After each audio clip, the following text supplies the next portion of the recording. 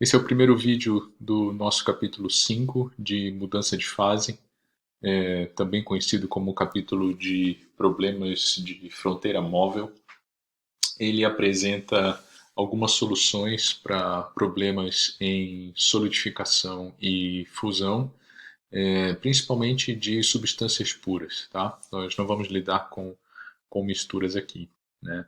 E nessa sessão 5.1, nós vamos estudar o problema da solidificação de uma substância pura com a formação de uma interface plana, ou seja, uma geometria cartesiana, né? Esse problema é conhecido na literatura como o problema de Neumann e Stefan. Tá? Ele é uma variante, na verdade, de problemas que nós já estudamos em capítulos anteriores, no sentido de que existe uma geometria unidimensional, né? Essa geometria ela se estende infinitamente numa direção, num sentido, né? Como vocês podem ver aqui. E nós vamos, aqui eu digo nessa região, né? E vocês podem ver também que o nosso meio, além de ser semi-infinito, né? Ele tem uma interface entre duas fases, né? Então, nesse molde, digamos assim, que se estende infinitamente nessa direção z, inicialmente eu tinha um líquido a uma temperatura Ti, que é maior, aqui o Ti, né, maior do que a temperatura de mudança de fase Tf, que por sua vez é maior do que a temperatura que é aplicada aqui embaixo nessa fronteira em z igual a zero, certo? Então, se aqui em z igual a zero, no instante inicial, nós aplicamos uma temperatura Tc inferior a Ti, o que vai acontecer é que, a partir daquele instante, uma fase sólida vai começar a se formar e a sua espessura vai aumentando gradativamente em função do tempo. Tá? Eu tinha cometido um errinho aqui nas minhas anotações, eu já consertei lá, mas para evitar ter que tirar uma nova foto e anexar o PDF, eu simplesmente consertei aqui, tá? Mas vai ficar consertado para as futuras utilizações dessas notas, tá? Então nós temos essa frente aqui de mudança de fase, né, que eu estou chamando de ZSL, né, ou na verdade uma espessura delta, né, da camada, e ela vai crescendo à medida que sólido vai se transformando, que líquido vai se transformando em sólido, né?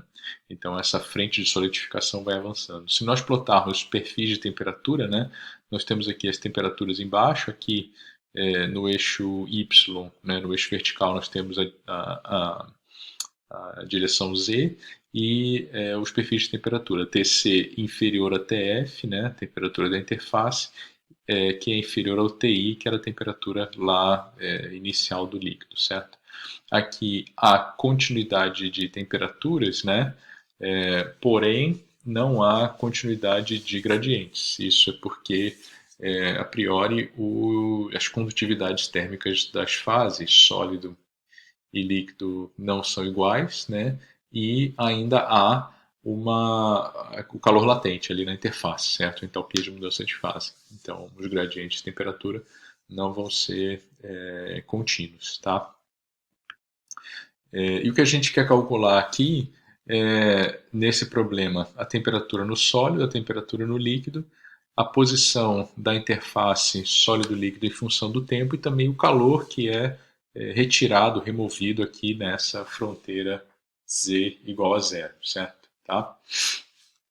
Então, uma coisa que a gente pode garantir sempre, né, é uma condição de equilíbrio interfacial, equilíbrio térmico interfacial. Então, existe continuidade de temperaturas, a temperatura Ts na interface é igual à temperatura TL, que é igual à temperatura de fusão, né? E nós temos que aplicar também a condição de acoplamento da energia aqui nessa interface, né? Para identificar uma relação que vai nos permitir calcular esse ZSL em função do tempo. Nós já fizemos isso várias vezes, né, na disciplina, já não é mais novidade para ninguém, tá? Então nós levantamos aqui o balanço de massa interfacial, né? De novo, NS está apontando para baixo, né? NL está apontando para cima. Nós temos aqui na interface a velocidade do sólido, que é zero, na interface a velocidade do líquido, que a priori não é zero, uma vez que, né, a gente já sabe que pode haver aquela diferença de densidades, o efeito de sopro e tudo mais, né? E isso vai ser formalizado aqui nessa equação 2 aqui, tá? Então, o que sobra aqui, né, é um ρS dzsl dt menos ρl vli dzsl dt, e nós identificamos que a velocidade do líquido na interface, que é o VL em ZSL, é igual àquela expressão ρl menos ρS sobre ρl dzsl dt. Ou seja, se ρS for igual ao ρl, né, não há velocidade no líquido. Uma vez que as duas fases têm a mesma densidade, né, não há necessidade de um fluxo interfacial para densificar uma determinada fase, certo? Ou densificar tanto, né, positivamente ou negativamente, né? Nesse caso seria positivamente, uma vez que para a maioria das substâncias o sólido é mais denso que o líquido. Mas, enfim, se ρl for igual a ρs, somente a gente vai ver aquela fronteira subindo, né? Aquela fronteira se deslocando, mas sem diferença de densidades, tá? Ou sem diferença de densidades e sem uma necessidade de fluxo de massa do líquido para o sólido interfacial, tá? E aí o balanço de energia interfacial, esse também nós já fizemos algumas vezes, né? Então nós temos aqui essa é uma condição de substância pura, então é mais simples. Nós temos o termo aqui de transporte com a massa, entalpia, né? Fluxo de calor por gradiente de temperatura, transporte com a massa da entalpia no líquido e termo difusivo de Fourier pelo líquido, tá? Então nós podemos substituir a equação 1 aqui, fica bem mais fácil, né? A equação fica bem mais fácil de ser substituída, porque se onde aparece o ρl VLI menos Z ponto, eu vou substituir por ρS Z ponto, né? Então eu fico com ρS Z ponto que multiplica um ΔH. Nós já fizemos isso várias vezes, tá? É igual a QL menos QS. Então eu já apliquei até o produto escalar aqui, onde QS e QL são relações de Fourier, tá? Então nós temos essa equação 3, que basicamente é o nosso balanço de massa interfacial para uma substância pura, como a gente estava acostumado a ver, certo? Tá? Envolvendo pelo menos uma fase sólida, tá? Então aqui o termo latente, né, que nos permite calcular a posição da interface e os fluxos condutivos, tá? Beleza, guardamos essa equação aqui, porque ela vai ser útil em algum momento, e partimos para as equações de balanço nas fases. Bom, a equação da energia na fase sólida é essa equação 4, ela é válida entre 0 e ZSL. Nota que a gente não conhece o ZSL, né? Mas o termo advectivo aqui não existe, seguramente não existe, porque a velocidade é zero, tá? Já que na equação para o líquido, né, temos aqui o termo transiente, temos aqui o termo advectivo e o termo difusivo, né? Ela vale entre Z, entre ZSL e infinito, né?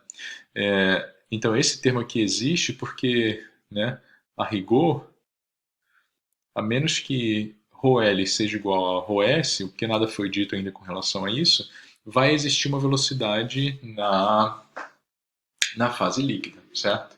Vai existir uma velocidade na fase líquida que é o fluxo que vai densificar aquela fase sólida, tá? Então esse termo a rigor, por enquanto, permanece aqui, tá bom? E as nossas condições de contorno são em Z igual a zero, TS igual a TC, lá na base, né? A fonte, digamos assim, de todo o processo de solidificação é aquele TC menor que TF, e em Z indo para infinito, o TL é igual a TI, a temperatura inicial, tá?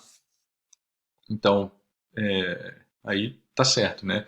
Então agora, note que se ρl for da ordem de ρs, né, então o VL vai ser zero, certo? E aí não tem o termo advectivo, a difusão é pura, ou seja, tanto aqui no sólido quanto no líquido, né, cortando esse termo advectivo, só o que a gente vai ter é o termo transiente de um lado do sinal e o termo difusivo do outro lado do sinal. Tá? Então, para resolver esse problema, que é o primeiro problema que a gente vai resolver, nós vamos admitir essa condição. Tá? Então, a gente vai admitir que VL é igual a zero e, em consequência disso, né, a causa disso é que o ρL é muito próximo do ρS. Tá? Então, é a consequência mesmo, não a causa. Tá? Tá certo?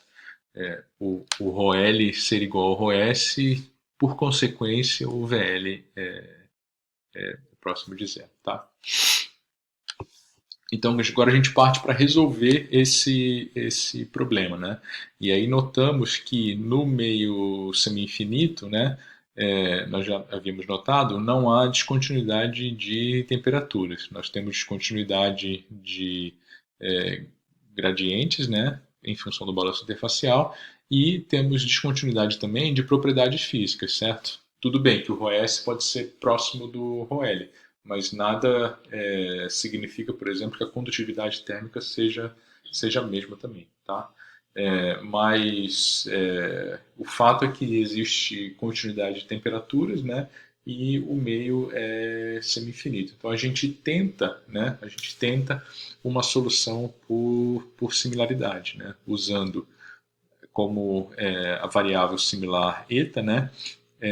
Envolvendo a coordenada axial e a coordenada temporal. E aqui eu estou usando o αS, que é a difusividade térmica do sólido ali, tá?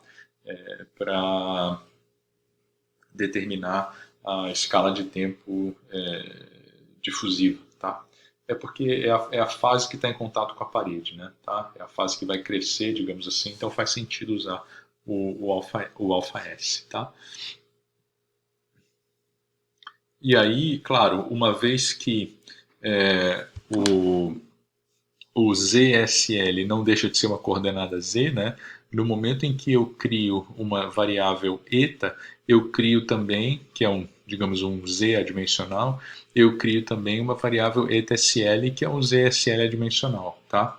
Ela vem de graça, digamos assim, para nós, tá? Essa definição dessa variável ETSL.